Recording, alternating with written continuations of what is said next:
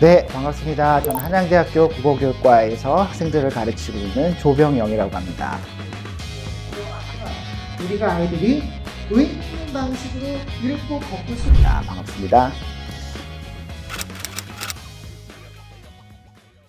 읽기라는 것이 사고력을 증진시키는 데 가장 중요한 역할을 합니다. 쓰기라는 것은 고차원적인 사고 과정을 길러주는 데 가장 중요한 역할을 해요. 걷기를 통합한 신체 활동이라는 것은 신체 활동을 함으로써 우리의 뇌가 활성화돼서 그것을 통해서 우리가 공부를 하거나 집중하거나 확산적 사고, 즉 창의적인 생각을 할 때 굉장히 도움을 많이 줘요. 그러니까 읽기, 걷기, 쓰기가 가지고 있는 이런 좋은 교육적 효과와 과학이 입증하는 놀라운 어떤 학습 효과 같은 것들이 있습니다. 그런 것들을 새롭게 인식하고 읽고 걷고 쓰는 것을 한데 묶어서 아이들이 그것을 새로운 배움으로 경험할 필요가 있겠다. 그래서 그것들이 통합되고 연결돼서 중요한 의미를 갖게 되고 가치를 갖게 되는 것이죠. 읽고 걷고 쓸 줄 알지만 진정으로 읽고 걷고 쓰는 일의 가치를 경험하고 그것을 자신의 몸으로 내재화시킬 필요가 있다. 그것이 바로 삶의 힘을 키우는 것이고 배움의 역량을 키우는 것이다. 그렇게 얘기할 수 있을 것 같습니다.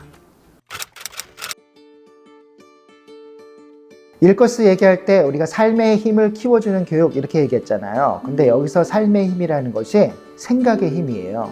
이 생각의 힘이라는 건 나의 사유와 감정과 행동 같은 것들을 잘 조직하고 계획하고 분석하고 평가해서 가장 좋은 의사결정을 하는 것, 가장 좋은 판단을 하는 것, 그래서 가장 좋은 행동으로 옮기는 것입니다. 눈으로 읽는 것이 아니라 눈으로 읽고 그것을 머릿속으로 계속 그 정보들을 처리하고 의미를 만들어내고 깊게 이해하는 것, 심층적으로 이해하는 것, 이게 사실 읽는 것의 핵심이거든요. 걷는 것도 그냥 걷는 게 아니라 주변을 관찰하고 그 관찰하면서 사유하고 질문하고, 그렇죠?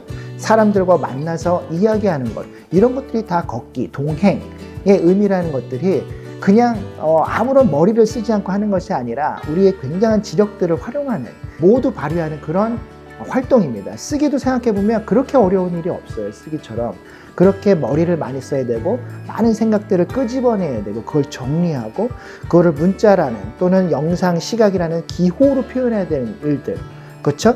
이 모든 행위가 매우 고차원적인 사고와 인내심, 의지, 태도, 이런 것들을 주도성, 이런 것들을 굉장히 요구하는 그런 활동이라고 볼 수 있어요. 그래서 일거스라는 건 기본적으로 삶의 힘을 키우는 교육이지만 삶의 힘이라는 게 결국 배움의 힘이고요. 그것이 바로 학습력입니다. 학습, 배우는 공부의 힘이 되는 것이죠.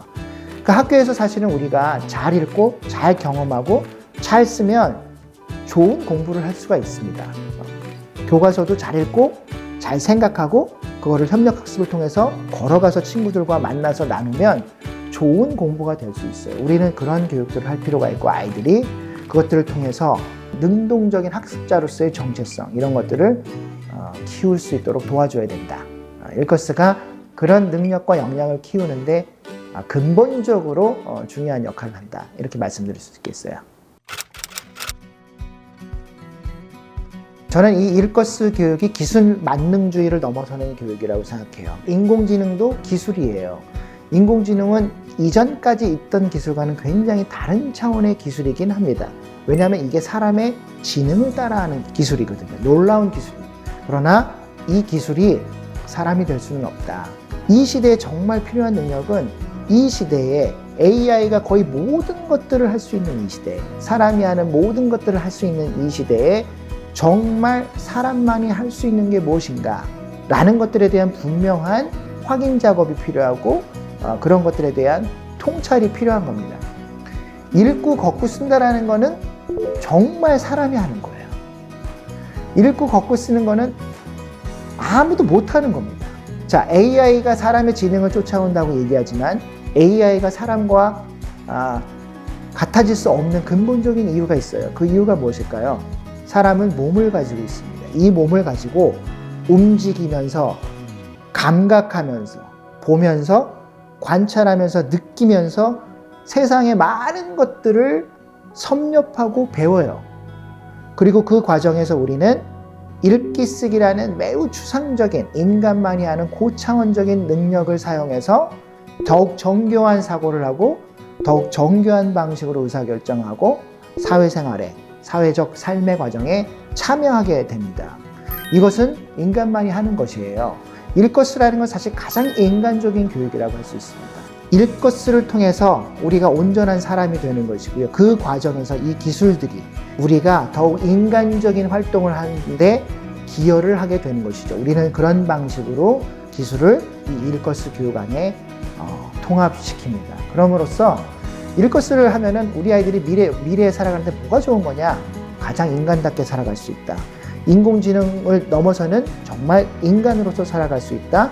이 AI 시대에 AI와 공존하는, 협력하는, 그래서 더욱 인간적으로 살아갈 수 있는 사람이 될 수 있다라고 생각합니다.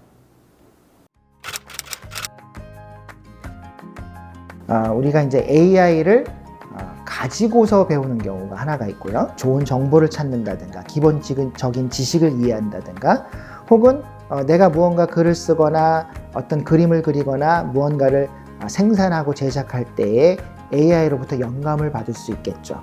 사실 AI를 가지고 하는 교육은 더 진화가 되면은 어떻게 되는가?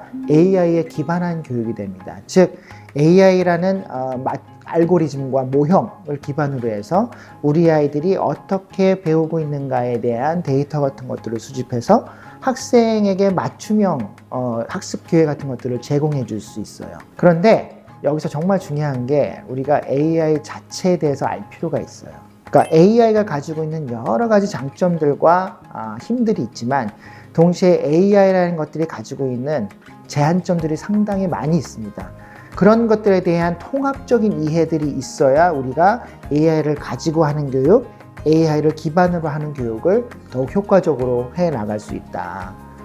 AI는 사람이 성장할 때 우리가 의사결정할 때 도움을 주는 수단이에요.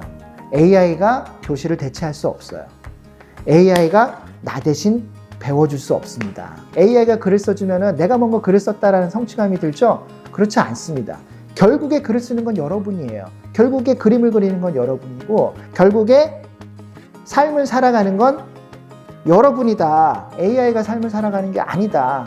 AI는 여러분이 삶을 잘 살아갈 수 있도록 좋은 생각을 할 수 있도록 도와주는 것이에요. 그 과정에서 AI가 여러 가지 오류를 범하고 때로는 상식에 맞지 않는 제안들을 해요. 그때 그것들이 왜 상식에 맞지 않는가, 왜 이것은 과학적이지 않은가, 왜 이것은 진실이지 않은가를 분명하고 분석적으로 판단할 수 있는 시야와 능력과 지력이 있어야 되는 것이죠. 자, 그런 것들을 우리가 일거수 교육을 통해서 길러낼 수 있는 것입니다.